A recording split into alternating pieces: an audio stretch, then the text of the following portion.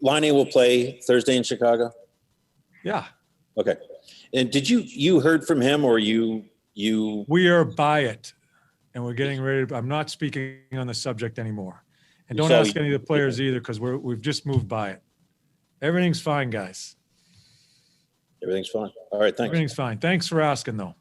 Patrick, what can you say? What do you think you need to say or should say about what occurred the other night and why you were benched for the remainder of that game? Well, I got nothing to say, honestly. I'm just, that kind of stuff happens sometimes, and everybody's locked in the game, and stuff like that just happens sometimes. And but we've moved on. We've talked about it, and it's gonna stay in the room. And but all good now.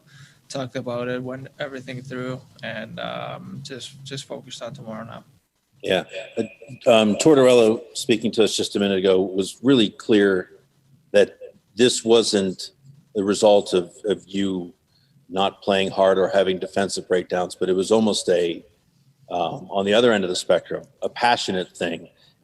Is that fair to say that your passion, you got caught up in the moment and did things you didn't want to do? Is that a fair assessment?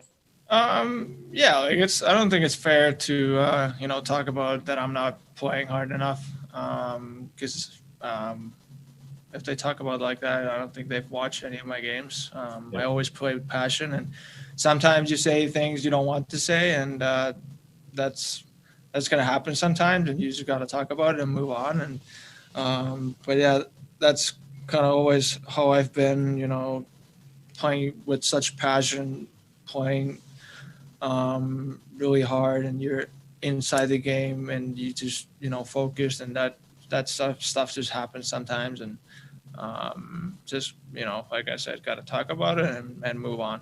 I think that part of the reason that it became such a big story was not necessarily that anything happened, was more so the timing. 4 games in, were you surprised to find that happened that quickly? No, like if that kind of stuff happens, like you deserve to get benched. Like that's just the way it is. And I feel like I was playing good, like decent good hockey, and developing my game every game, and but now we're past that, and just try to focus on the right things, and focus on Chicago tomorrow. After the game, your longtime teammate now, Jack Roslovic, he was asked about the whole situation and said that he thinks you're going to be the best player on the ice. And next time you guys take the ice, is that kind of the mindset for you right now? Well, it's every game. It doesn't need to be a game after where I get benched. It's my mindset every game. Always try to be better, and now always playing with extra. Having that extra motivation since sat out the kind of the last half of the game, so obviously gotta play better too. But that's kind of my mindset every game, that I wanna be the best out there. I just wanted to clear one thing up.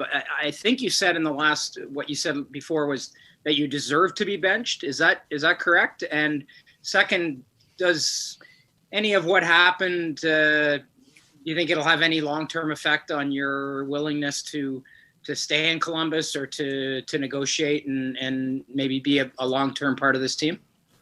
No, absolutely not. Like, I think that's fair from the coach, that it doesn't matter who you are. If you do something, you'll get benched. So that's great to see for me. You don't want to be the guy who's getting benched, but now I've seen it myself, that it doesn't matter who you are,